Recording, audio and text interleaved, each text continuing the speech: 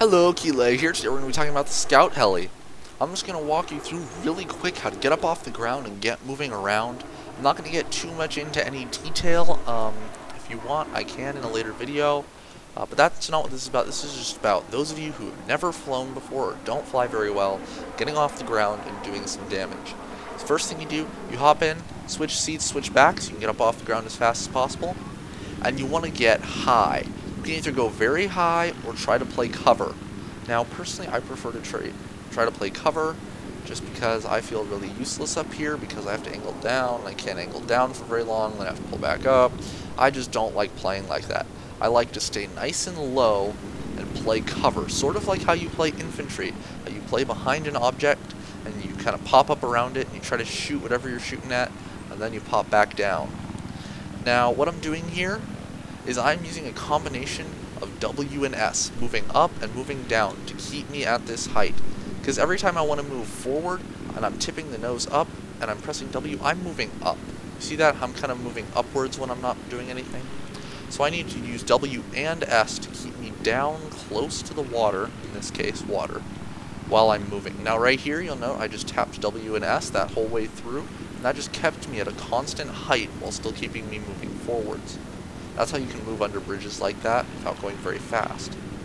Now, I'm trying to play this cover here, but if that tank right there was any good, he would have just shot me at any of those points along there because he has an arc on me. If he's running high explosive or AP, he has a nice little lob to it. So from right here, he could probably hit me with AP and I would be down. So you need to be always moving, always changing it up so that they don't know exactly where you're going to be, so they can't just predict your movements. Now I'm just going to show you a quick little attack on the lab over there. And I would never want to attack from right here. In the Scout Heli, I always like to have a nice long line of attack on a ground vehicle because I want to be able to use my rockets and my cannons. So I'm running 25mm and the laser guided missiles because the rockets that you would use to take out air vehicles are not very useful in the Scout Heli in my opinion. Only because generally when you're playing against Scout Heli pilots, they're just going to flare or ECM and you basically just wasted rockets and they're good for nothing else. So when I'm coming in for an attack like this, I want to have my rockets ready, get my lock, fire, wait until it's about to hit, switch, and then use my cannons. Now I want to stay high enough that he's not going to be able to get a good line on me, but as soon as I'm past him, I'm going to try to play my cover again. Get down under cover, move around so he has no clue which direction I'm coming from. Hopefully I didn't get spotted, but no matter what, he has to look around. Maybe I have another tank player who's going to get in his way. Something's going to happen, and I'm just giving myself the opportunity for that something to happen. Now yet again I rocket, wait for it to hit, switch to my cannons. And yet again I have this awesome little cover right here that I'm going to fall behind.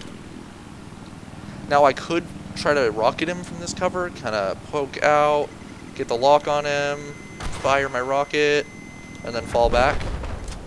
And that gun took care of him. Now it's going to take a lot of rockets and a lot of 25mm to take down a vehicle like that. The normal tanks, the main battle tanks, are going to take even more. So you need to be very careful with how you use your shots. If you're shooting, you want to try to burst, like I'm doing here. You probably can't really tell because I'm bursting really fast. But the difference is, if I was shooting using cannons normally,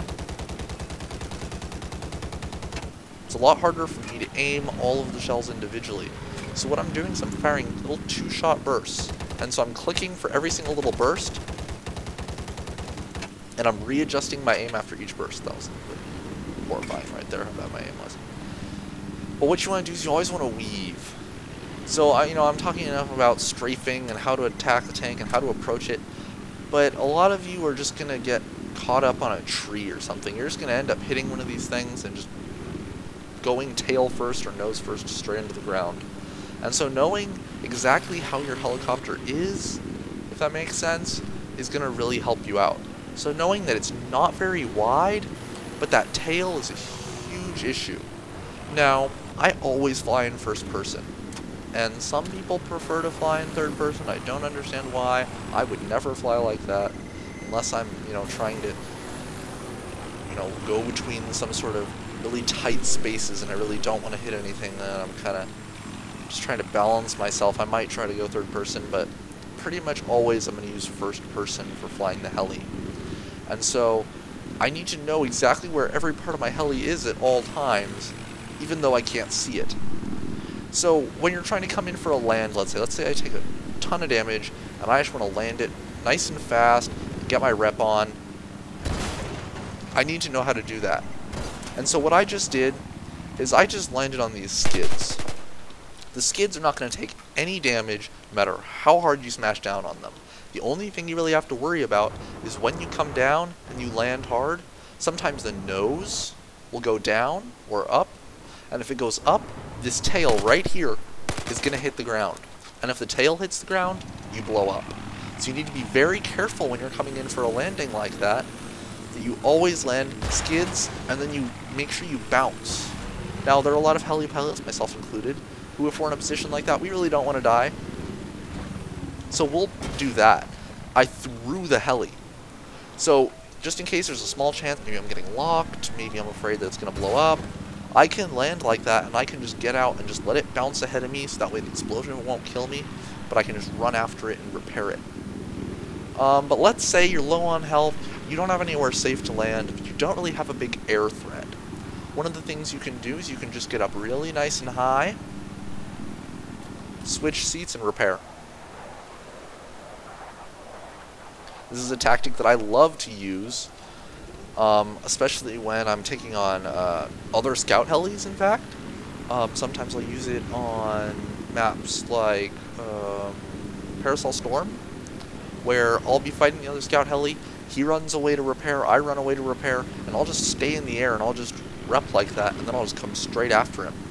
Because maybe he has to just wait for his health to come back, maybe he's waiting for his ECM to come back, but that way I can just repair and go straight after him. Of course, the optimal solution is always to have a few little rep guys who are on you, repairing you the whole way, but sometimes you won't have that, and that's when you need to play even more carefully. Now, I'm running ECM here, which gives you this little cloud of smoke. And basically, as long as you're deploying that cloud of smoke, nobody can lock you. You can still get hit by other sorts of rockets, like RPGs, but a simple thing like a Stigula or the lock rockets from another scout heli are not going to be able to lock you, and they're not going to be able to hit you. What you need to make sure that you do is in Battlefield 3, you could wait until you saw the rocket coming at you, wait until it was just, 10 feet from you, and then you could deploy, and it would just not hit you. In Battlefield 4, it takes a little while longer to deploy, and it takes a little while longer to take effect. If the rocket is close enough to you, it will still hit you. So you need to deploy as soon as they fire the rocket. You can't fire it a second after, or you will die. So what you need to do is you hear that beep, beep, beep, beep, beep, you hear the beeping, and as soon as it goes solid, that beep, and a rocket's coming at you, you need to be ready. Now, right here, you see I've given myself low power critical damage. Now, that was intentional, not just me screwing up. But I don't know if you noticed, but it was much harder to move around. Very sluggish. And so turning, moving is very difficult. And sometimes you will just spin out, and the helicopter will just start to spin, and you don't have much control over it. And all you need to do in those times, you don't want to try to run away, you don't want to try to gain altitude, you just want to balance the heli. Don't worry about whatever you're fighting, unless you're super high up in the air. If you're anywhere close to the ground, just worry about balancing your heli out, because your worst nightmare is landing your tail right into something and blowing up. Now, if you're nice and high in the air, let's say you are using AA rockets, anti-air, and you see your enemy heli over there, you lock them, you fire your rockets, they ECM, they fire their rockets, you ECM, and so you're just in a fight with them, and all that you're trying to do is you're just trying to burst them out of the air. So you're just using little bursts and just trying to hit them sufficiently to take them out. And so you're just trying to burst, and hit them. Now, optimally, you'll be able to shoot either the pilot out or maybe one of his gunners out, but more likely than not, you're just going to end up fighting the guy, pilot to pilot. Whoever does the most damage to the other heli wins. Now, when you're in a situation like this, the worst thing you can do is panic. Some people will try to get higher, try to get lower. All you want to do is stay right where you are, just try to hover, and just try to take the shots. Now, if he's a really good pilot, you might want to try moving around a little bit. Maybe he'll try to strafe, just to kind of change up where you are so that he has a harder time aiming, but mostly you just want to be more accurate than the other pilot. Now, as far as other little aiming tricks go, I will actually use my movement keys a little bit to help me aim, specifically A and D, moving side to side, like this. I'll just tap it a little bit, just to get me, over a little bit, and I mostly use the mouse for up and down aiming, because if I use it for left and right aiming, it's more just going to tip me. So, when you're trying to aim at something, let's say I'm trying to aim, let's see if it's spawned back, there we go. If I'm trying to aim at this UAV, and I'm shooting at it, if I want to move my aim from left to right, I'm going to use the movement keys and not my mouse. The only reason that I would use my mouse is to adjust up and down aiming. Now I know some pilots who use the arrow keys to try to aim, which is what I'm doing right here. I don't go for that, I don't really like that. That's just me personally. Now I think that's all that I have to share for today. There's probably something else that I've forgotten, but whatever. So until next time, toodles.